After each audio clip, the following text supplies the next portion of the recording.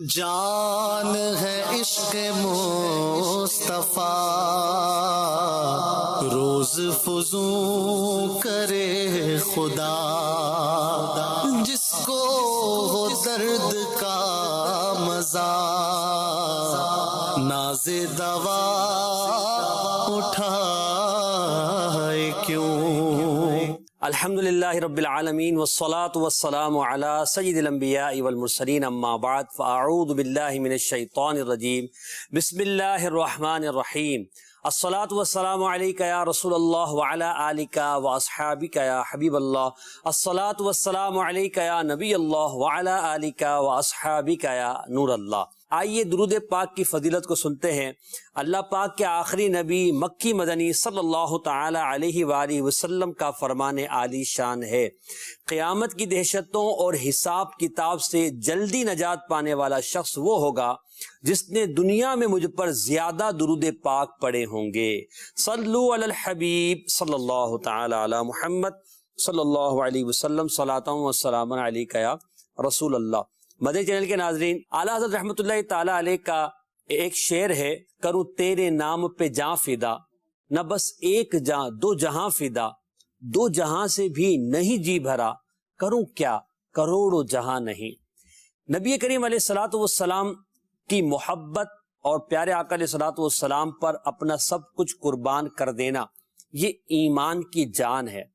ہر مسلمان کو اس بات کو یاد رکھنا چاہیے کہ حدیث پاک میں ہے کہ نبی کریم علیہ الصلوۃ والسلام سے ہر شے سے بڑھ کر محبت کرنی ہے، اور محبت کا تقاضا ہے کہ جان نثاری کی جائے، وفاداری کی جائے، اپنا سب کچھ تن من دھن فدا کا امی و ابی یا رسول اللہ کی مصداق ہم بن جائیں اور پیارے آقا صلی اللہ علیہ وسلم کی بارگاہ میں ہدیہ پیش کریں۔ تو کروں کیا کروڑوں جہاں نہیں۔ صحابہ کرام علیہم رضوان کی زندگیاں اس شعر کی بالکل مصداق تھی کہ وہ اپنا سب کچھ حضور پر قربان کرنے کے بعد بھی یہی گویا کہا کرتے تھے، کروں کیا کروڑوں جہاں نہیں، یہ ایک جہاں کیا ہے اگر ہو کروڑوں، تیرے نام پر سب کو وارا کروں میں۔ اپنا سارا مال راہ خدا میں خرچ کر دیا، پیارے آقا کے قدموں پر لا کر رکھ دیا، اپنے گھر والوں سے جدا ہو کر ہجرت کر لی، گھر بار خاندان سب چھوڑ دیا، اور جنگوں میں غزوات میں نبی پاک علیہ الصلوۃ والسلام کے ساتھ اس طرح جاں بازی کے ساتھ حاضر ہوئے کہ اپنی جان جو ہے وہ ہتھیلی پہ رکھی ہوئی ہے، اور جان دینے کا بھی ان کا ذہن ہے، اور کئی صحابہ نے جام شہادت بھی نوش کیا۔ تو یہ وہ بات ہے کہ کروں کیا کروڑوں جہاں نہیں۔ آج ہمارا موضوع یہ ہے کہ صحابہ کرام علیہم رضوان نے کس جان نثاری کا ثبوت دیا ہے، کس وارفتگی کے ساتھ اپنے آقا صلی اللہ علیہ وسلم پر وہ نثار ہوا کرتے تھے۔ آج اس کے کچھ واقعات سننے کی سعادت حاصل کریں گے۔ ہمارے ساتھ محمد منعیم اتاری مدنی، غلام محی الدین اتاری مدنی تشریف فرما ہے۔ موضوع ہے کروں کیا کروڑوں جہاں نہیں۔ صحابہ کرام کی ایک طویل لسٹ ہے کہ جس میں صحابہ کرام علیہم رضوان نے اپنی جان نثاری کے واقعات رقم کی ہیں۔ تاریخ اس بات کی شاہد عادل ہے کہ صحابہ کرام کا جان نثاری کا انداز کیا تھا۔ منیم بھائی، ہم اگر ابتدائی اسلام میں دیکھتے ہیں تو ابتدائی اسلام میں بھی یہ واقعات ہیں۔ پھر جب نبی پاک علیہ الصلوۃ والسلام ہجرت کر کے جاتے ہیں تو اس کے بعد جو غزوات کا سلسلہ ہوتا ہے، اور اس کے بعد نبی پاک کے ظاہری وصال فرما جانے کے بعد بھی خلفائے راشدین کے دور میں بھی، اور آج تک مسلمانوں کا یہ جذبہ ہے، اور یہی وہ جذبہ ہے کہ جو قوم مسلم کو زندہ کیے ہوئے ہے کہ کروں کیا کروڑوں جہاں نہیں، اپنے آقا پر سب کچھ قربان کر دیتے ہیں۔ یہاں قابل ذکر بات ہے سیدنا عمار رضی اللہ تعالیٰ عنہ کی، بڑے مشہور صحابی ہیں۔ انہوں نے نبی کریم علیہ الصلوۃ والسلام کی دین کی خدمت کے لیے حضور کی محبت میں اپنی جان کی قربانی پیش کی، سختیاں برداشت کی۔ میں چاہوں گا کہ حضرت عمار رضی اللہ تعالیٰ عنہ کی جان نثاری پر آپ کچھ کلام فرمائیں۔ بسم اللہ الرحمن الرحیم۔ واقعی یہ بات اظہر من الشمس ہے کہ آقا علیہ الصلوۃ والسلام کے تمام صحابہ کرام نے جس طرح جاں بازی کے ساتھ آقا علیہ الصلوۃ والسلام کا ساتھ دیا ہے، ہر محاذ پر ساتھ دیا ہے۔ آپ دیکھیں پچھلے انبیاء کرام کے جو ساتھی تھے، ان کے جو حواری تھے، ان لوگوں نے بھی اپنے انبیاء انبیاء کرام کے ساتھ بڑی محبت کا اظہار کیا ہے، سبحان اللہ۔ لیکن جس طرح صحابہ کرام علیہم الرضوان نے نبی پاک صلی اللہ تعالی علیہ وآلہ وسلم کے ساتھ محبت کا اظہار کیا اور آپ کے حکم پر ہر محاذ پر لبیک کہا، یہ اپنی مثال آپ ہے۔ سبحان اللہ۔ ان میں کئی صحابہ کرام ایسے ہیں کہ جنہوں نے بڑی سختیاں برداشت کی ہیں، کئی صحابہ کرام ایسے تھے جن پر ظلم و قہر کے جو ہے وہ پہاڑ توڑے گئے، ان پر جبر و قہر کی جو ہے وہ آندھیاں چلائی گئیں اور ایسی ایسی سخت مصیبتیں، تکلیفیں، اذیتیں آئیں کہ اگر وہ کسی پہاڑ پر بھی آتی تو وہ بھی ریزہ ریزہ ہو جاتا۔ بڑی یعنی انہوں نے مصیبتیں برداشت کی ہیں۔ ان میں حضرت عمار بن یاسر رضی اللہ تعالیٰ عنہ، یہ ایک بہت بڑا نام ہے تاریخ اسلام میں، یہ ایک بہت بڑا نام ہے، اور جب بندہ ان کی جو شہادت کے واقعات ہیں اور جو ان پر ظلم و ستم کیا گیا اور ان کو جو تکلیفیں دی گئیں، جو اذیتیں دی گئیں، ان کو جب بندہ پڑھتا ہے تو رونگٹے کھڑے ہو جاتے ہیں اور بندہ کانپنے لگ جاتا ہے کہ ان ہستیوں نے اتنی تکلیفیں برداشت کی ہیں۔ علامہ ابن اسیر جزری رحمۃ اللہ تعالی علیہ نے اسد الغابہ فی معرفت الصحابہ کے اندر جو ہے اس کو تفصیل کے ساتھ بیان کیا کہ حضرت عمار رضی اللہ تعالیٰ عنہ، ان کو تو جو تکلیفیں دی گئی، ان کے والدین کے ساتھ جو ظلم کیا گیا وہ بھی ایک المناک باب ہے۔ آپ کے جو والد تھے حضرت یاسر رضی اللہ تعالیٰ عنہ، ان کو بڑی تکلیفیں دی گئیں، مکے کی جو ہے وہ تپتی ہوئی ریت کے اندر اور سخت کڑکتی ہوئی دھوپ کے اندر جو ہے ان کو مکے کے اندر جو ان کو تکلیفیں دی جاتی، ان کو عذاب دیا جاتا۔ آقا کریم صلی اللہ تعالی علیہ وآلہ وسلم جب وہاں سے گزرا کرتے تھے تو ان کو صبر کی تلقین بھی کیا کرتے تھے اور جنت کی بشارت بھی دیا کرتے تھے۔ یعنی اتنی تکالیف کے اندر ان کو دیکھ کر، حتیٰ کہ انہی مظالم کے اندر، انہی صعوبتوں کے اندر، انہی مشقتوں کے اندر، انہی جو ہے وہ اذیتوں کے اندر آپ کے والد حضرت یاسر رضی اللہ تعالیٰ عنہ کا وصال ہو جاتا ہے۔ آپ اس کے بعد دیکھیں، اب یہاں تک یہ معاملہ ختم نہیں ہوا، اس کے بعد آپ کی والدہ حضرت سمیہ بنت خبات، ان کے ساتھ جو معاملہ ہوا اور ان کے ساتھ جو ظلم و ستم ہوا وہ بھی ایک المناک باب ہے۔ آپ رضی اللہ تعالیٰ عنہ یہ اسلام کی پہلی شہیدہ ہیں، ان کو مکے کے چوک میں ابو جہل جو اسلام کا سب سے بڑا دشمن تھا، اس نے جو ہے وہ بڑی بے دردی اور بے رحمی کے ساتھ شہید کیا، اور یہ اسلام کی پہلی شہیدہ ہیں جن کے خون کی وجہ سے جو ہے وہ مکے کی سرزمین لالا زار بنی۔ یہ سب سے پہلے یعنی ان کو شہید کیا گیا، اور ان کو جتنی بے دردی کے ساتھ شہید کیا گیا، جب بندہ پڑھتا ہے نا تو آنکھوں میں آنسو آ جاتے ہیں، بندہ دیکھتا ہے کہ یعنی اس عالم کے اندر ان کو اتنی تکلیفیں پہنچائی گئیں۔ اب یہ تو تھا شہادت کا معاملہ، اس سے پہلے بھی ان کو بڑی تکلیفیں دی جاتی تھی، آپ کو جو ہے ایمان لانے کی پاداش میں، ایمان لانے کی وجہ سے ان کو بڑی تکلیفیں دی جاتی ہیں اور کہا جاتا کہ اسلام چھوڑ دو، لیکن یہ بوڑھی تھی، ضعیفہ تھی، لیکن اس کے باوجود ان کا پایا استقلال دیکھیے، اسلام پر استقامت دیکھیے کہ ایک قدم بھی آپ نے پیچھے نہیں ہٹایا۔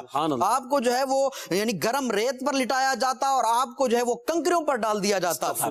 عرب کی گرمی تو ویسے مشہور ہے، اور تپتے ہوئے صحرا، اور وہ بھی پھر کنکریوں پر لٹا دیا جانا، اور اس کے بعد جو ہے وہ بڑی دہکتی دھوپ کے اندر، بڑی جو ہے وہ کڑکتی دھوپ کے اندر جو ہے وہ آپ کو لوہے کی زرہ پہنا کر کھڑا کر دیا جاتا، تاکہ دھوپ کی وجہ سے جو وہ لوہا ہے وہ تپ جائے اور اس کی تپش کی وجہ سے آپ کو اذیت پہنچے۔ یہ جو آپ ذکر کر رہے ہیں یقیناً یہ ایسے دردناک بات ہے، میں بدے چلے کہ ناظرین کو یہاں پر اپنے ساتھ انگیج کرنا چاہوں گا۔ آپ غور کریں کہ یہ لوہے کا لباس اور پھر تپتی دھوپ، عرب کی تپتی دھوپ اور پھر کنکر، آپ ذرا غور کریں، یہ صرف سنتے ہی ہمارے رونگٹے کھڑے ہو رہے ہیں اور ہماری کیفیت تبدیل ہو رہی ہے۔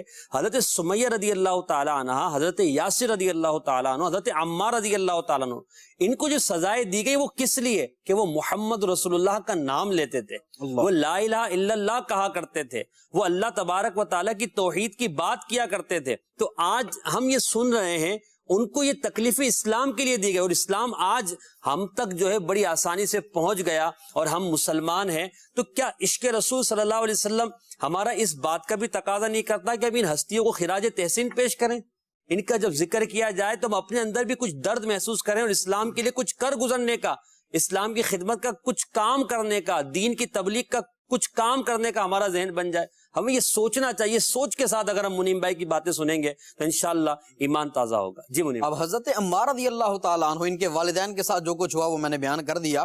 اب اس کے علاوہ آگے دیکھیں کہ حضرت عمار رضی اللہ تعالیٰ عنہ کے ساتھ جو ظلم و ستم ہوا، آپ رضی اللہ تعالیٰ عنہ کو جو ہے وہ یعنی دہکتے ہوئے کوئلوں پر، یعنی جس کو انگارہ کہا جاتا ہے، اس پر لٹا دیا جاتا تھا، ان پر لٹا دیا جاتا تھا۔ اور ایک مرتبہ جو ہے آقا علیہ الصلوۃ والسلام وہاں سے گزرے اور آپ نے زور سے جب آپ کو تکلیف تکلیف ہوئی نا تو آپ نے زور سے کہا یا رسول اللہ. جب یا رسول اللہ کہا آقا علیہ الصلوۃ والسلام کی طرف متوجہ ہوئے اور جب ان کی یہ حالت دیکھی, یہ کنڈیشن دیکھی کہ انگاروں پر ان کے جسم کو لٹایا ہوا ہے, اس تکلیف کے عالم میں آقا علیہ الصلوۃ والسلام نے جب دیکھا نا تو آقا علیہ الصلوۃ والسلام خود صدمے سے چور چور ہو گئے. آقا علیہ الصلوۃ والسلام نے وہاں پر ارشاد فرمایا تھا یا نارو کونی بردا و سلاما علی عمار کما کنتی علی ابراہیم.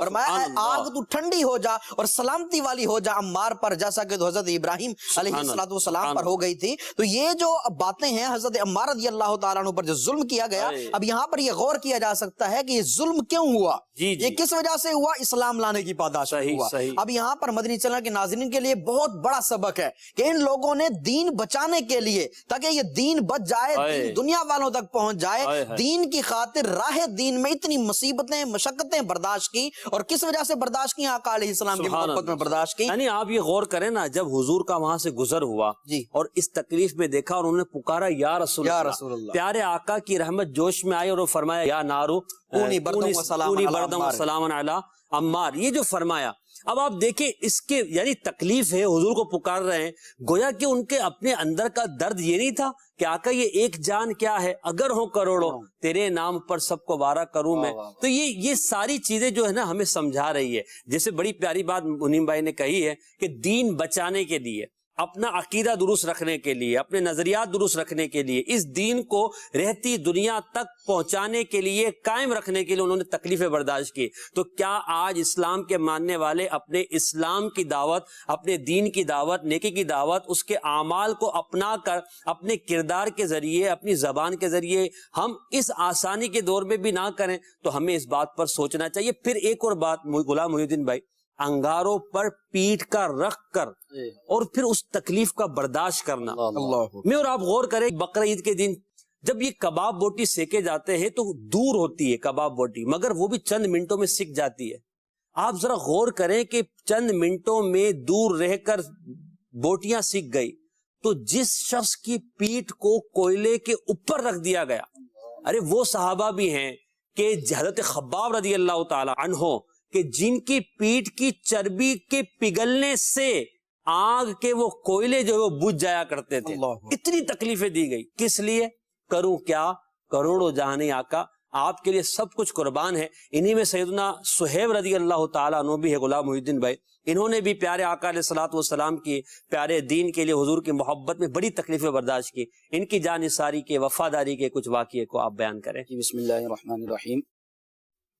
حقیقت یہی ہے کہ نبی پاک صلی اللہ علیہ وسلم کے جو صحابہ تھے وہ بطور خاص جو ابتداء اسلام میں ایمان لے کر آئے اور نبی پاک صلی اللہ علیہ وسلم کے دامن کرم سے وابستہ ہوئے, ان پر ظلم و ستم کے وہ پہاڑ توڑے گئے کہ جو اگر آج ہم وہ پڑھتے ہیں اور ان کی سیرت دیکھتے ہیں تو یقین جانیے کہ آنکھوں میں آنسو آ جاتے ہیں.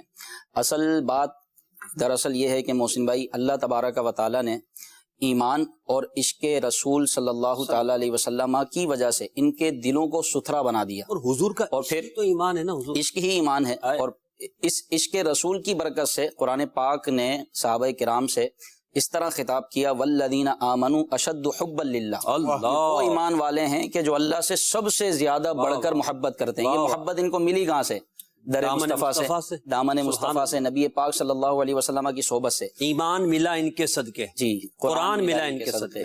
کیا ہے جو ہم کو ملا نہیں, سب کچھ ملا سرکار علیہ الصلوۃ والسلام کے صدقے. تو بات دراصل یہ ہے کہ اس طرح اذیتیں, تکلیفیں, یقیناً ان میں درد ہے, تکلیفیں, اذیتیں, لیکن جو عشق رسول کی لذت ہوتی ہے نا وہ ان ساری تکلیفوں پر غالب آ جاتی ہے. بہت خوب. اور صحابہ کرام میں کئی ایسے تھے کہ جو یہ کہتے تھے ہم یہاں پر پھانسی پر لٹکنا گوارا کر سکتے ہیں, تم ہمارے جسم کے ٹکڑے ٹکڑے کر دو, لیکن ہم یہ گوارا نہیں کرتے کہ محبوب اپنے بستر پر ہوں اور ان کو وہاں کانٹا چبھے. اللہ, ایسی محبت اور ایمان ایسا نقش ہو گیا تھا ان کے دلوں میں. یہ نبی پاک صلی اللہ علیہ وسلم کی محبت کا صدقہ تھا. اب حضرت صہیب رومی رضی اللہ تعالیٰ عنہ کو دیکھیے کہ اچھا, جیسے ہمارے منیم بھائی نے عمار بن یاسر رضی اللہ تعالیٰ عنہ کا واقعہ بیان کیا, تو حضرت عمار بن یاسر بھی اسی دن ایمان لائے جس دن حضرت صہیب رومی اسلام لے کر آئے. سبحان اللہ. اور یہ دونوں اسی غرض سے نبی پاک صلی اللہ علیہ وسلم کی بارگاہ میں آئے تھے مختلف جہتوں سے, کوئی اس طرف سے, حضرت عمار دوسری طرف سے آئے, حضرت صہیب تو روم سے آئے. اللہ. لیکن یہ جب حضور علیہ الصلوۃ والسلام کے دربار میں آئے تو دونوں ایک دوسرے سے ملے, ملاقات ہوئی, تو دونوں نے ایک دوسرے سے پوچھا کہ تم کس وجہ سے آئے ہو؟ تو دونوں کی غرض ایک تھی کہ ہم اسلام لے کر آئے ہیں سبحان اللہ۔ اور نبی پاک صلی اللہ علیہ وسلم کی بارگاہ میں حاضر ہوئے تاکہ اسلام کا کلمہ پڑھ کر جو ہے ہم اسلام قبول کر لیں۔ تو اب غرض دونوں کی ایک تھی، یہ نبی پاک صلی اللہ علیہ وسلم کے دامن کرم سے وابستہ ہوئے، دونوں نے کلمہ پڑھا، مسلمان ہوئے، اور پھر اسی عادت کے مطابق کفار مکہ نے، مشرکین مکہ نے ان دونوں پر ظلم و ستم کیے، جس طرح عمار بن یاسر رضی اللہ تعالیٰ عنہ کے متعلق انہوں نے بتایا۔ یہی ظلم و ستم حضرت صہیب رومی رضی اللہ عنہ، ان کے تو اپنوں نے ظلم کیا، کیونکہ یہ روم کے رہنے والے تھے، تو ان کے لیے تو کفار مکہ کا ظلم اور پھر ان کے اپنوں کا وہاں گئے تو ظلم بالائے ظلم ان پر ہوا، اور تکلیفیں دی گئیں، اذیتیں دی گئیں۔ پھر جب یہ اذیتیں کافی بڑھ گئیں اور تکلیفیں بڑھ گئیں تو پھر ہجرت کا حکم نازل ہوا۔ نبی پاک صلی اللہ علیہ وسلم نے صحابہ کرام کو ہجرت کرنے کا حکم ارشاد فرمایا، تو حضرت صہیب رومی رضی اللہ تعالیٰ عنہ بھی ہجرت کرنے کے لیے تیار ہوئے۔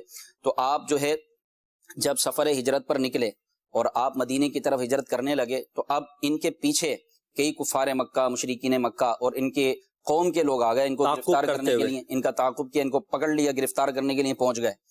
تو حضرت صہیب رومی رضی اللہ تعالیٰ عنہ بڑے جاں نثار اور جاں باز صحابی رسول ہیں، اور یہ ان کا ایک ان میں یہ خصوصیت تھی کہ یہ ماہر تیر انداز تھے۔ اللہ، انہوں نے فرمایا کہ تم مجھے جانتے ہو کہ میں کون ہوں، میں صہیب ہوں جو ماہر تیر انداز ہے، سبحان اللہ، میرے ترکش سے جتنے بھی تیر ہیں سب ختم ہو جائیں گے، اور جب میرے تیر ختم ہو جائیں گے تو میں پھر تلوار سنبھالوں گا، اللہ، جب تک تم مجھے نہیں پکڑ سکو گے اور مجھ تک نہیں پہنچ پاؤ گے، جب میری لڑتے لڑتے تلوار بھی گر جائے تب تم سے جو ہو سکے کر لینا۔ اللہ، تو میں تمہیں یہ کہتا ہوں کہ تم اس سے باز رہو، میرا مکے میں اتنا مال ہے اور وہاں میری 2 کنیزیں بھی ہیں، 2 باندیاں بھی ہیں، تم وہ سارا مال لے لو اور مجھے ہجرت کے لیے جانے دو مدینہ طیبہ۔ تو انہوں نے اس بات پر جو ہے رضامندی ظاہر کی اور کہا کہ ٹھیک ہے۔ تو انہوں نے سارا مال جو مکے میں ان کے پاس تھا، یہ بڑے خرچ کرنے والے ثابت تھے، اور اس لیے خرچ کرتے تھے کہ ان کے پاس مال بہت تھا۔ سبحان اللہ، انہوں نے اپنا سارا مال و متاع اور 2 باندیاں، 2 کنیزیں ان مشرکین مکہ کو دیں، اور پھر یہ ہجرت کر کے مدینہ منورہ چلے گئے۔ اب یہاں نبی پاک صلی اللہ علیہ وسلم کی بارگاہ میں جب یہ حاضر ہوئے مدینے میں، اب یہاں محبت اور عشق کی بات، سرکار علیہ الصلوۃ والسلام کا علم غیب، تو حضور علیہ الصلوۃ والسلام نے ان کی صورت کو دیکھا اور کہا کہ تم نے بڑے نفع کی تجارت کی، تم نے بڑے نفع کی تجارت کی۔ اس موقع پر یہ آیت مبارکہ نازل ہوئی، وَمِنَ النَّاسِ مَن يَشْرِي نَفْسَهُ ابْتِغَاءَ مَرْضَاتِ اللَّهِ وَاللَّهُ رَءُوفٌ بِالْعِبَادِ، لوگوں میں کوئی وہ ہے جو اپنی جان بیچتا ہے اللہ کی رضا چاہنے میں، سبحان اور اللہ اپنے بندوں پر بڑا مہربان ہے۔ اچھا، اس وقت نبی پاک صلی اللہ تعالی علیہ وسلم کھجورے تناول فرما رہے تھے، سبحان اللہ۔ تو حضرت صہیب رومی کہتے ہیں کہ میری ایک آنکھ دکھنے آئی تھی، یا ایک آنکھ میں تکلیف تھی، آنکھیں دکھ رہی تھی، تو میں بھی کھجور کھانے لگا سرکار علیہ الصلوۃ والسلام کے ساتھ بیٹھ کر۔ تو حضور نے فرمایا، اے صہیب، آنکھیں دکھ رہی ہیں، ایک آنکھ تمہاری تکلیف میں اور تم کھجورے کھا رہے ہو۔ اللہ، عرض کی یا رسول اللہ، جو آنکھ صحیح ہے نا اس طرف سے میں کھجورے۔ سبحان اللہ، حضور علیہ الصلوۃ والسلام مسکرانے لگے۔ واہ واہ، اب آپ یہ دیکھیے کہ یہ کیسی جانثاری تھی کہ ظلم و ستم برداشت کیا، مکے میں ظلم و ستم برداشت کیا، اور پھر جو مال ان کے پاس تھا، جو مال و متاع تھا، وہ سب قربان کر کے یہ حضور کی بارگاہ میں کی پہنچے۔ تکلیف بھی تو ایک تکلیف ہے نا، کہ اپنا آبائی گھر، اپنا آبائی خاندان، یہ سب کچھ چھوڑ چھاڑ کے جانا ہے۔ تو یہ اگر ہم کہیں نا، آپ یقین کریں صحابہ کرام علیہ رضوان کے یہ جذبات جو تھے وہ اس کا اظہار ہوا کرتا تھا، کروں تیرے نام پہ جاں فدا، نہ بس ایک جاں 2 جہاں فدا، 2 جہاں سے بھی نہیں جی بھرا، کروں کیا کروڑوں جہاں نہیں۔ اپنا مال قربان کر رہے ہیں، گھر بار قربان کر رہے ہیں، مگر صرف اپنے نبی صلی اللہ تعالی علیہ وسلم کو اور ان کے رب عز و جل کو راضی کرنے کی کوشش کر رہے ہیں۔ کاش ہمیں بھی یہ جذبہ مل جائے۔ کچھ کالز ہیں، کالز لے لیتے ہیں، اس کے بعد مزید موضوع کو آگے بڑھائیں گے۔ جی، میرا سوال یہ ہے کہ غزوہ احد میں صحابہ کرام کی جانثاری کا کوئی واقعہ بیان کریں۔ غزوہ احد میں صحابہ کرام کی جان نثاری کے حوالے سے انشاءاللہ عرض کرتے ہیں۔ ایک سوال اور دیجیے گا۔ میرا یہ سوال ہے کہ کسی صحابی کا واقعہ ہے کہ فرشتوں نے ان کے جنازے کو غسل دیا، کیا یہ واقعہ درست ہے؟ بالکل یہ واقعہ درست ہے۔ انشاءاللہ غزوہ احد والا واقعہ آپ بیان کریں گے یا آپ بیان کر رہے ہیں؟ غزوہ احد کا میں بیان کروں۔ ٹھیک ہے، آپ بیان کر دیجیے گا۔ جن کو غسل دیا گیا ان صحابی کا واقعہ بڑا ہی پیارا ہے۔ حضرت سیدنا حنظلہ رضی اللہ تعالی عنہ بڑے پیارے صحابی ہیں۔ ان کی یوں سمجھیے ان کا نکاح ہوا اور اسی رات اعلان ہوا کہ اب جو ہے وہ غزوے کے لیے جانا ہے۔ نبی پاک علیہ الصلوۃ والسلام نے جان نثاروں کو بلوایا ہے۔ آپ رضی اللہ تعالیٰ عنہ کو جب یہ آواز آئی تو آپ فوراً ہی میدان جہاد کی طرف روانہ ہو گئے اور جنگ میں آپ نے شرکت کی، اور جہاد میں لڑتے لڑتے اللہ کی راہ میں شہید ہو گئے۔ جب جنگ ختم ہو گئی، شہیدوں کی لاشیں جمع کیے جانے لگے تو سیدنا حنظلہ رضی اللہ تعالیٰ عنہ کی لاش جو ہے وہ نظر نہیں آ رہی۔ پھر کچھ دیر بعد دیکھا کہ حضرت حنظلہ رضی اللہ تعالیٰ عنہ کی لاش ملی ہے، نبی کریم علیہ الصلوۃ والسلام نے فرمایا کہ ان کو فرشتے جو ہے وہ غسل دینے کے لیے لے گئے تھے، اور پھر حضرت حنظلہ رضی اللہ تعالیٰ عنہ کو غسیل الملائکہ کا لقب ملا، اور اس طرح جو ہے ان کی شہادت ہوئی۔ وجہ یہ تھی کہ وہ اپنی زوجہ سے قربت کے بعد شوق شہادت میں بغیر غسل کیے ہی میدان جنگ میں تشریف لے آئے، تو اللہ تبارک و تعالیٰ نے فرشتوں کے ذریعے آپ کو یہ اعزاز دیا اور آپ کو غسیل الملائکہ کا لقب ملا۔ اب ذرا آپ غور کریں کہ اس واقعے میں درس کتنا پیارا ہے کہ انہوں نے لمحہ بھر کی دیر کو برداشت نہیں کیا، یعنی وہ اس تاخیر کو برداشت نہیں کر رہے کہ اللہ کے نبی نے بلایا ہے، جب اللہ کے نبی صلی اللہ علیہ وسلم نے بلایا ہے تو اب میں فوراً چلا جاؤں، اور ان کو یاد ہی نہ رہا کہ میرے ساتھ کیا معاملہ ہوا ہے، شہادت کا جام پی گئے، اور پھر وہ کتنا بڑا مقام ان کو ملا۔ اللہ تبارک و تعالی حضرت حنظلہ رضی اللہ تعالی عنہ کے صدقے مجھے اور آپ کو جذبہ ایمانی، جوش ایمانی نصیب فرمائے۔ غزوہ احد کا کوئی واقعہ آپ بیان کریں کسی صحابی کی جانثاری کا؟ جی، حضرت انس بن نضر رضی اللہ تعالیٰ عنہ کے متعلق ملتا ہے کہ چونکہ اس غزوے میں مسلمانوں کو بڑی تکلیف پہنچی اور دونوں طرف سے کئی صحابہ شہید ہوئے، حملہ ہوا، اور کم و بیش 70 کے قریب صحابہ کرام جام شہادت نوش کر گئے۔ تو اب حضرت انس بن نضر رضی اللہ تعالیٰ عنہ جو تھے بڑی جانثاری کے ساتھ لڑ رہے تھے۔ اچھا، اس میں یہ ہوا کہ اچانک شیطان نے یہ خبر پھیلا دی کہ نبی پاک صلی اللہ علیہ وسلم کا وصال ہو گیا۔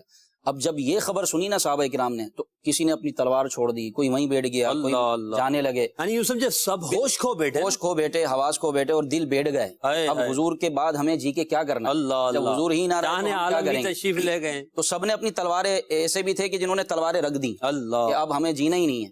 تو اس میں حضرت انس بن نضر رضی اللہ تعالیٰ عنہ تھے، یہ بڑے جانثار صحابی تھے، انہوں نے سب کو جمع کیا اور یہ میدان احد سے باہر نکلے اور لوگوں کو روکا اور کہا کہ چلو اس پہاڑی کی طرف، احد کے قریب چلو۔ احد پہاڑ کے دامن میں یہ واقعہ ہوا، تو اس لیے اس کو غزوہ احد کہتے ہیں کہ احد کے قریب مجھے جنت کی خوشبو آ رہی ہے۔ سبحان اللہ، آپ سب کو اکٹھا کر کے آپ نے تلوار ہاتھ میں لی، اور آپ جو ہے کفار مکہ سے برسر بیکار ہوئے، اور آپ لڑتے رہے یہاں تک کہ لڑتے جام شہادت نوش کر گئے۔ ان کے جسم پہ اتنے زخم آئے کہ ان کی لاش مبارک پہچانی نہیں جاتی تھی، اور ان کی بہن نے ان کی انگلیوں کے پوروں سے ان کو پہچانا۔ سبحان اللہ، حضرت انس بن نضر رضی اللہ عنہ۔ کیا بات ہے، کروں کیا کروڑوں جہاں نہیں، بس صحابہ کرام کی زندگیاں اس کی مصداق تھی۔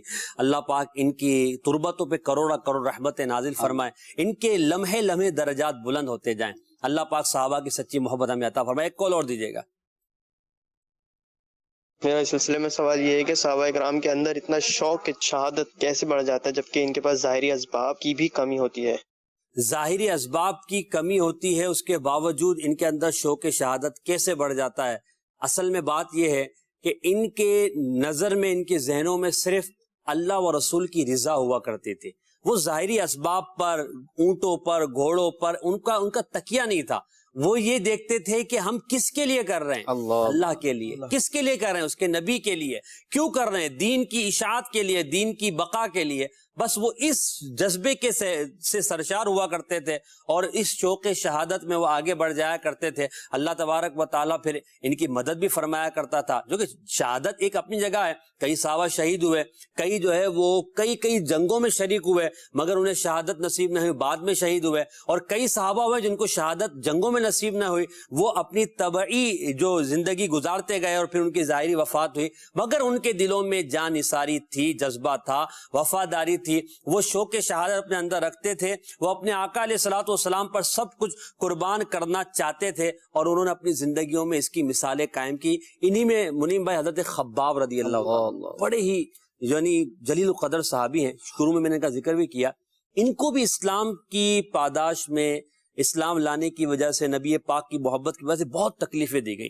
ان کے حوالے سے کچھ آپ ذکر کریں۔ جی، اس حوالے سے پہلی عرض تو یہ ہے، وہ جو انہوں نے سوال کیا، عشق اپنی لڑائی میں خود کلیئر ہوتا ہے۔ تو یہ صحابہ کرام کے فطری طور پر بھی اگر دیکھا جائے نا، تو انسان کو اپنی جان، مال، اولاد، یہ چیزیں بہت زیادہ عزیز ہوتی ہیں۔ یہ یعنی ایک بندے کی اپنی زندگی کے اندر یہ تین چیزیں ایسی ہیں کہ جن کے بغیر بندہ رہ نہیں سکتا، یعنی بڑی محبت ہوتی ہیں ان چیزوں سے۔ اور صحابہ کرام کے اگر ہم مجموعی طور پر زندگی کو دیکھیں تو صحابہ کرام نے یہ سب کچھ اللہ کی راہ میں قربان کیا ہے۔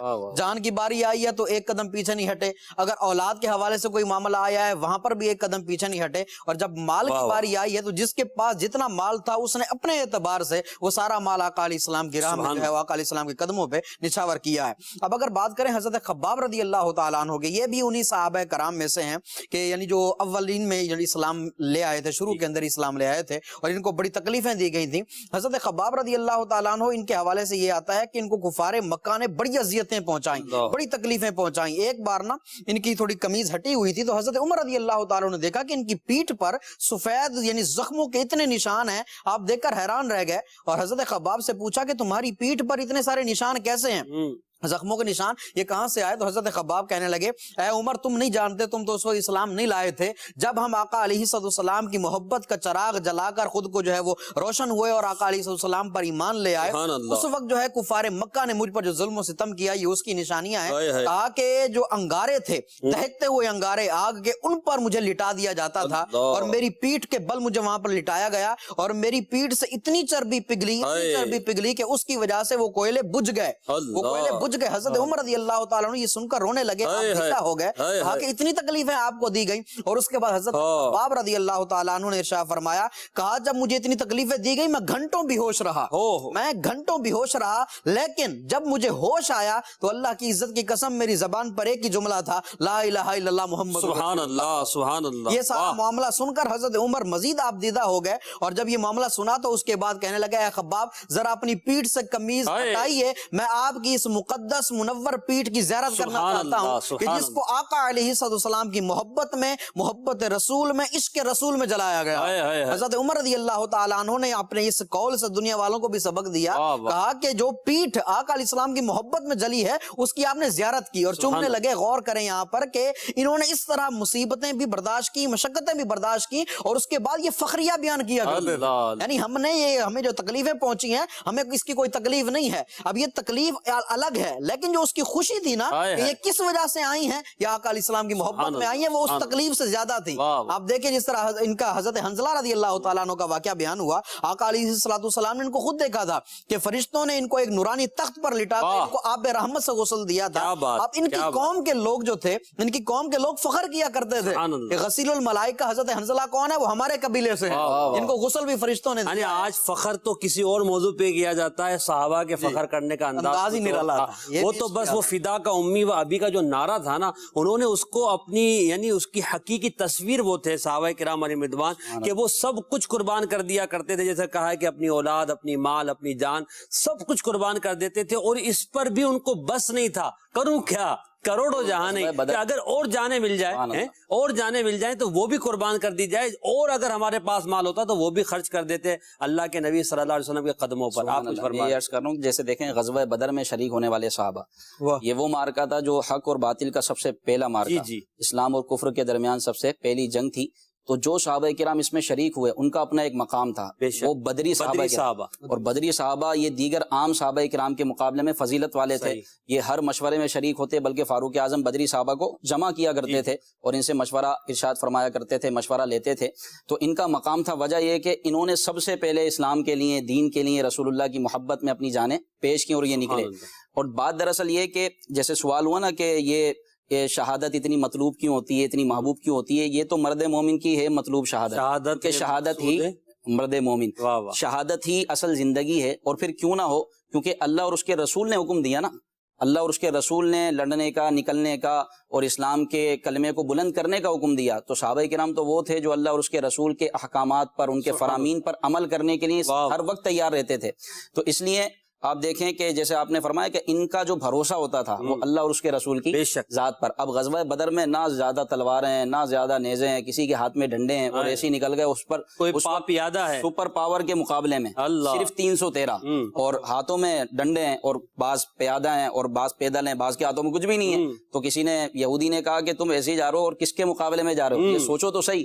تو کسی نے اس طرح نظم کیا کہ صحابہ کرام نے اس طرح جواب دیا، نہ تیغ و تیر پر تکیا، خنجر پر نہ بھالے پر، ہمیں بھروسہ ہے تو اس سادہ سی کملی والے پر واہ واہ صلی واہ، اللہ کیا تعالیٰ بات ہے. یقیناً انہی کی ذات کو وہ پیش نظر رکھتے تھے اور پھر وہ آگے بڑھ جایا کرتے تھے. جنگ بدر ہی میں صحابہ کرام کو جذبہ تھا نا، جب جنگ کے معاملہ ہوا تو نبی کریم علیہ الصلوۃ والسلام کا جب مشورہ ہوا لشکر کفار کے مقابلے میں آنے کے حوالے سے، تو حضرت مقداد بن عمر رضی اللہ تعالیٰ نے جو بات کہی مدینہ چلنے کے ناظرین، وہ ذرا یوں ہے کہ عرض کی یا رسول اللہ، ہم آپ کے ساتھ ہیں، آپ جہاں چاہیں ہمیں لے جائیں، ہم کبھی بھی وہ بات اپنے منہ سے نہیں نکالیں گے جو بنی اسرائیل نے حضرت موسیٰ علیہ الصلوۃ والسلام سے کہی تھی.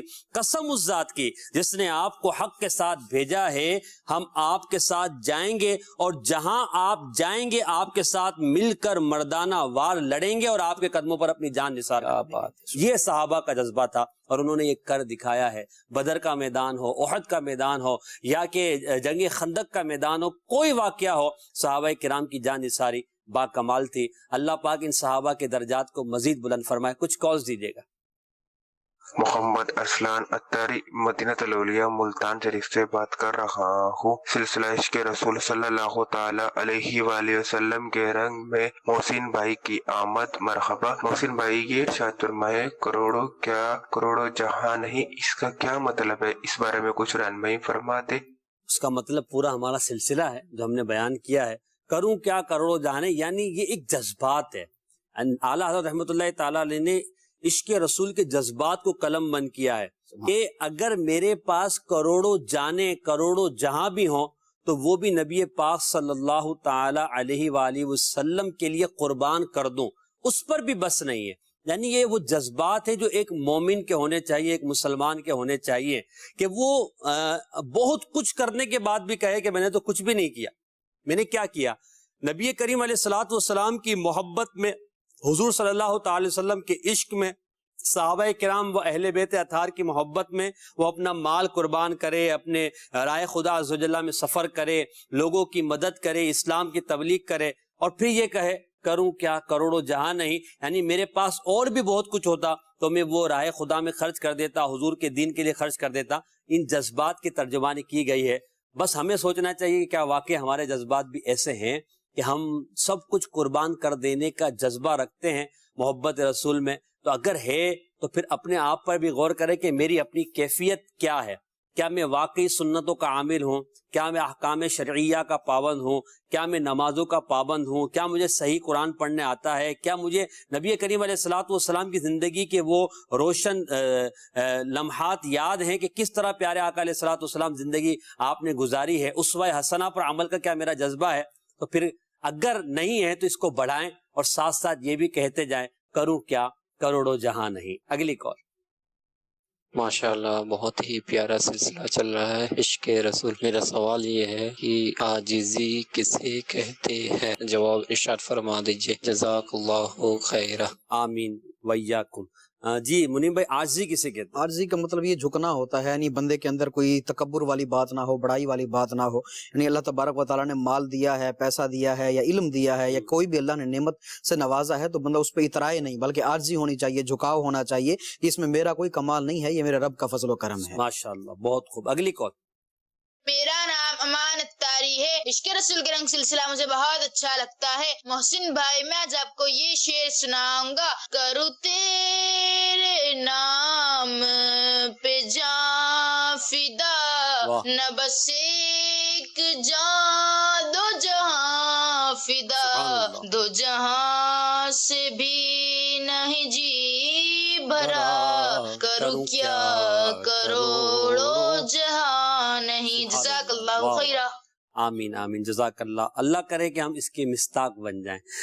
حضرت ام عمارہ رضی اللہ تعالی عنہا، یہ بھی ایک صحابیہ ہیں.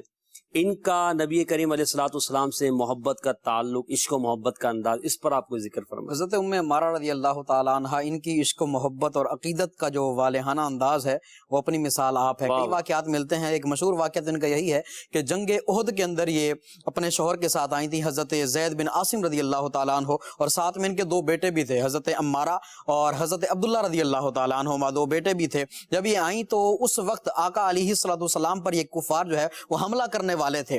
جب آقا علیہ الصلوۃ والسلام پر حملہ کرنے والے تھے تو یہ خنجر لے کر سامنے آ کر کھڑی ہو گئیں. جب ایک شخص نے، ایک ملعون نے آقا علیہ الصلوۃ والسلام پر جو ہے وہ تلوار چلائی تو اس نے جیسے ہی تلوار چلائی حضرت ام عمارہ رضی اللہ تعالی عنہا نے آگے آ کر اس تلوار کو روکا اور اس کو اپنی پیٹھ پر لے لیا. یعنی بڑی جاں بازی کے ساتھ اور بڑی بہادری آپ نے دکھائی آقا علیہ السلام کی حفاظت کے لیے، اور بڑی جاں بازی کے ساتھ جو ہے انہوں نے جنگ کا یہ آغاز کیا. اور اس وقت یہ آقا علیہ السلام کے آگے آ کر کھڑی رہیں.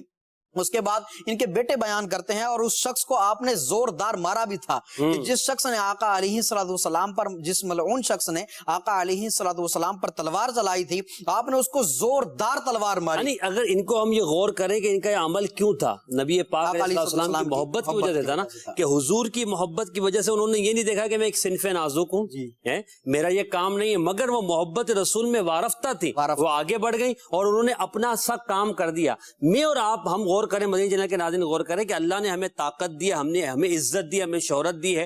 کیا ہم اپنے منصب، اپنی شہرت، اپنی عزت، اپنے مال اور اپنے مقام کے مطابق کیا عشق رسول صلی اللہ تعالی علیہ وآلہ وسلم کا وہ چرچا کرتے ہیں؟ کیا سنتوں کو اس طرح عام کرتے ہیں؟ اس بات پر بھی ہمیں غور کرنا چاہیے کہ حضرت ام عمارہ رضی اللہ تعالیٰ عنہ ایک خاتون ہو کر پیارے آقا علیہ الصلوۃ والسلام کی محبت میں وہ کچھ کر جائیں کہ جو آج بڑے بڑے مرد سوچ بھی نہ سکیں. مگر ہم ایک عشق رسول کا دعویٰ کرنے کے بعد اپنی زندگی کو ہی نہ بدل پائیں. اپنی زندگی بدلنے کے حوالے سے بھی ہمیں کوشش کرنی چاہیے. حضرت ام عمارہ کے حوالے سے مزید آپ کچھ فرمانا چاہتے ہیں؟ آقا علیہ السلام نے جب یہ ان کا انداز دیکھا، آقا علیہ السلام بڑے خوش ہوئے اور ان کے اپنے فرزند کا، ان کے اپنے بیٹے حضرت عبداللہ کا بیان ہے کہ مجھے اس جنگ کے اندر ایک شخص نے زوردار جو ہے اس نے تلوار مجھے ماری تھی اور اتنا زخم ہو گیا تھا کہ خون بہے جا رہا تھا، رک ہی نہیں رہا تھا. تو ان کی والدہ حضرت ام عمارہ رضی اللہ تعالی عنہا نے اپنا کپڑا پھاڑ کر اس پر باندھ دیا. جیسے باندھا نا، اب وہ شخص جس نے ان کے بیٹے کو زخمی کیا تھا وہ سامنے آ گیا. اب آقا علیہ السلام نے آواز دی، فرمایا ام عمارہ یہی ہے جس نے تیرے بیٹے کو زخمی کیا. آپ نے اس کو زوردار ہاتھ مارا اور ایسا ہاتھ مارا کہ وہ زخمی ہو کر گر پڑا اور اٹھ نہیں سکتا تھا اور بڑی مشکل سے گھسٹ گھسٹ کر وہ چلنے لگا اور بڑی مشکل سے وہ بھاگا وہاں سے. اب وہاں پر آقا علیہ السلام نے ارشاد فرمایا، اے ام عمارہ تم اللہ کا شکر ادا کرو کہ اللہ نے تمہیں اتنی ہمت و طاقت عطا فرمائی ہے. اب اس پر وہ بڑی خوش ہوئیں اور اس کے بعد عرض کرنے لگی، یا رسول اللہ میری آپ سے ایک عرض ہے کہ مجھے اور میرے پورے گھرانے کو، میرے شوہر کو، میرے بچوں کو جو ہے وہ جنت میں اپنی خدمت گزاری کا شرف عطا فرمائے. آقا علیہ السلام نے وہاں پر وہ تاریخی جملے ارشاد فرمائے تھے، اللہم اجعلہم رفقائی فی الجنہ، مولا ان سب کو جنت میں میرا ساتھی بنا دے، جنت میں میرا رفیق بنا دے. اب اس سے آگے والا جملہ دیکھیے، حضرت ام عمارہ رضی اللہ تعالی عنہ اس دعا کے بعد اتنی خوش ہوئی کہ فخر کے ساتھ دنیا والوں کو یہ کہتی پھرتی تھی کہ اس دعا کے بعد کائنات کی کوئی مصیبت مجھ پر آ جائے مجھے کوئی پرواہ نہیں. اللہ کو حاصل زندگی مل گیا. پیارے آقا علیہ الصلوۃ والسلام کی زبان سے وہ کلمات مل گئے جس کے لیے اپنی زندگی کو یہ ساری کوششیں کر رہی تھی کہ بس جس آقا کو دنیا میں دیکھ کر خوش ہوتے ہیں، جنت میں کاش ان کے قدموں میں جگہ مل جائے، ان کے پڑوس میں جگہ مل جائے، وہاں بھی ہم حضور کی زیارت کرتے رہیں، حضور صلی اللہ تعالی وسلم کی معیت ہم کو مل جائے. اور پیارے آقا علیہ السلام کی اپنے صحابہ سے محبت دیکھیے، ان جان نثاروں سے محبت دیکھیے کہ دعا بھی ارشاد فرما رہے ہیں کہ اے اللہ ان کو میرا جنت میں رفیق بنا دے. کسی صحابی کے بارے میں فرما رہے ہیں کہ حضرت وہ جنہوں نے عرض کیا تھا وضو والے جو صحابی ہیں، حضرت ربیہ رضی اللہ تعالیٰ عنہ، کہ تمہیں جنت دے دی گئی مگر تم میرے ساتھ جو ہے وہ اس معاملے میں مدد یوں کرو کہ تم نوافل کی کثرت کرو. تو یہ حضور کی صحابہ سے محبت تھی، صحابہ کرام کی یہ جان نثاری تھی کہ وہ پیارے آقا علیہ الصلوۃ والسلام سے اس طرح انداز محبت اختیار کیا کرتے تھے. انہی صحابہ میں اپنی وارفتگی کا اظہار کرنے والے حضرت سیدنا جابر بن عبداللہ رضی اللہ تعالیٰ عنہ بھی ہیں. تو غلام محی الدین میں جابر بن عبداللہ رضی اللہ تعالیٰ عنہ کی ویسے بہت سارے واقعات مشہور ہیں. وہ جو بکری کے والا واقعہ ہے، آپ کے بیٹوں کے زندہ کیے جانے والا واقعہ ہے، اس طرح اور بھی واقعات ہیں حضرت جابر کے، اور بڑا مشہور نام ہے حضرت جابر کا. محبت رسول میں، عشق رسول میں، وارفتگی میں ان کا کیا انداز تھا؟ حضرت جابر بن عبداللہ رضی اللہ تعالیٰ عنہ یہ غزوہ احد میں شریک نہیں ہو سکے تھے جی، اس وجہ سے کہ ان کے والد محترم نے ان کو اس لیے گھر پر چھوڑا کہ ان کی 7 بہنیں تھیں. اب چونکہ عورتوں کو میدانی جہاد میں جانا منع ہوتا ہے، مجبوری میں ان کو وہاں رکھا جاتا ہے، تو آپ کے والد نے آپ کو یہ کہا کہ تم بہنوں کے پاس رہو، اور آپ جو ہے غزوہ احد کے لیے تشریف لے گئے. تو اب جب غزوہ احد ختم ہوا اور نبی پاک صلی اللہ تعالیٰ علیہ وسلم واپس تشریف لائے، تو پھر ایسا کوئی واقعہ ہوا کہ کفار نے دوبارہ سے حملے کرنے کی کوشش کی. تو نبی پاک صلی اللہ علیہ وسلم نے دوبارہ سے غزوہ احد میں شریک ہونے والوں کو حکم دیا کہ دوبارہ اب تیاری اللہ کے راہ میں پھر چلو، دوبارہ تیاری کرو۔ اب محسن بھائی حال یہ تھا کہ صحابہ کرام کے زخموں سے خون بہ رہا ہائے ہائے ہائے، اور ابھی ابھی غزوہ احد سے آئے تھے، سب تھکے ہوئے تھے، اپنے زخموں پر کوئی جو ہے مرہم لگا رہے تھے، کوئی اپنے زخموں پر کپڑے باندھ رہے تھے، اس طرح کا معاملہ تھا۔ یہاں نبی پاک صلی اللہ علیہ وسلم نے حکم ارشاد فرمایا، ابھی غزوہ احد سے آ کر بیٹھے ہیں، واہ اور حضور نے فرمایا کہ صرف وہی جائیں گے جو ابھی غزوہ احد سے آئیں، اللہ اللہ، جو ابھی غزوہ یہ احد میں تاکید شریک بھی تھے، تھی، واہ تاکید واہ، تھی، جو ابھی ہمارے ساتھ غزوے میں شریک تھے صرف وہی جائیں گے، اور دوبارہ ہم نے وہاں کفار کے مقابلے میں جانا ہے۔ صحابہ کرام کی اطاعت صد مرتبہ، واہ، اللہ اکبر۔ صحابہ کرام نے بغیر کسی پس و پیش کے، آگے بغیر بڑھ، کسی عذر کے فوراً تیاری کی، اور سب حضور علیہ الصلوۃ والسلام کی بارگاہ میں جمع سبحان ہوئے۔ اللہ، اس میں حضرت جابر بن عبداللہ رضی اللہ واہ تعالیٰ واہ، جو ابھی غزوہ احد میں شریک نہیں ہوئے تھے، یہ حضور کی بارگاہ میں آئے، آئے، عرض کیا رسول اللہ میرے والد نے منع کیا تھا، جو کہ غزوہ احد میں شہید ہو چکے ہیں، انہوں نے مجھے بہنوں کے پاس گھر میں چھوڑا تھا کہ بہنوں کے پاس بھی کسی کو ہونا چاہیے، کسی مرد کو ہونا چاہیے، اور میں آپ کے ساتھ غزوے میں نہیں جا سکا تھا، یا رسول اللہ اب مجھے اپنی ہمراہی کا شرف عطا فرمائے۔ اور انہوں نے اتنا اصرار کیا کہ حضور علیہ الصلوۃ والسلام نے ان کو اجازت کیا مرحمت بات، فرمائی۔ یعنی یہ محبت تھی نا حضور کی دین کے لیے، کہ بس حضور آپ کے ساتھ میں چلا چلوں اور آپ کی خدمت کی مجھے سعادت مل جائے۔ سبحان اللہ۔ پیارے اسلامی بھائیو، مدنی چینل کے ناظرین، صحابہ کرام کا انداز کروں کیا کروڑوں جہاں نہیں کہ مصداق تھا۔ میں اور آپ اس شعر پر اپنے آپ پر بھی غور کریں کہ میرا اور آپ کا انداز کیا ہے۔ سیدی اعلیٰ حضرت رحمۃ اللہ تعالیٰ نے اپنے اشعار میں ہمارے عشق کو جو ہے وہ ابھارنے کی بڑی کوشش کی ہے۔ اعلیٰ حضرت کے اشعار کو پڑھیں، کسی اچھے نعت خواں کی آواز میں ان کو سنیں، اس کی تشریح کو سمجھیں، انشاءاللہ عز و جل عشق رسول صلی اللہ تعالیٰ علیہ وسلم آپ کا بڑھے گا، اور جب عشق رسول بڑھے گا عمل کا جذبہ بھی بڑھے گا، آپ کا عمل بھی بڑھے گا، آپ کا کردار بھی اچھا ہوگا۔ اور دیکھیں، ایک اچھا مسلمان، ایک سچا عاشق رسول، اس کے عمل و کردار سے اظہار ہوتا ہے کہ واقعی وہ عاشق رسول ہے، وہ جان نثار ہے، وہ وفادار ہے، دین کا درد رکھنے والا ہے، دین کی دعوت لوگوں تک پہنچانے والا ہے۔ صحابہ کرام نے یہ سب قربانیاں اسی لیے دی کہ دین جو ہے وہ آخر رہتی دنیا تک پہنچے، اور پھر صحابہ کرام کی ان قربانیوں کا صدقہ ہے کہ آج دنیا کے چپے چپے میں اسلام کا پرچم لہرا رہا ہے، لا الہ الا اللہ محمد رسول اللہ کے کلمے گونج رہے ہیں۔ یہ صحابہ کرام کی قربانیوں کا نتیجہ ہے۔ کاش ہمیں بھی ان کا جذبہ نصیب ہو جائے، ان کی طرح دین کا درد نصیب ہو جائے، اور ہم بھی دین کے لیے، اسلام کے لیے، محبت رسول کے لیے کچھ کر گزرنے کا ذہن بنائیں، دعوت اسلامی کے مدنی ماحول سے وابستہ ہو جائیں، اور اس مدنی ماحول سے وابستہ ہو کر مدنی قافلوں میں سفر کیجیے، ہفتہ وار اجتماعات میں آئیے، عشق رسول بڑھانے کے لیے مدنی انعامات پر عمل کیجیے، مدنی مذاکرے میں شرکت کیجیے، انشاءاللہ عز و جل عشق رسول بھی بڑھے گا، عمل کا جذبہ بھی بڑھے گا۔ اللہ پاک ان صحابہ کرام کی جن کا ہم نے تذکرہ کیا، اور دیگر صحابہ کے مزارات پہ کروڑ رحمت نازل فرمائے، ان کے صدقے ہماری مغفرت فرمائے، آمین بجاہ نبی الامین صلی اللہ تعالی علیہ وسلم۔ جان ہے عشق مصطفیٰ، روز فزوں کرے خدا، جس کو ہو درد کا مزہ، ناز دوا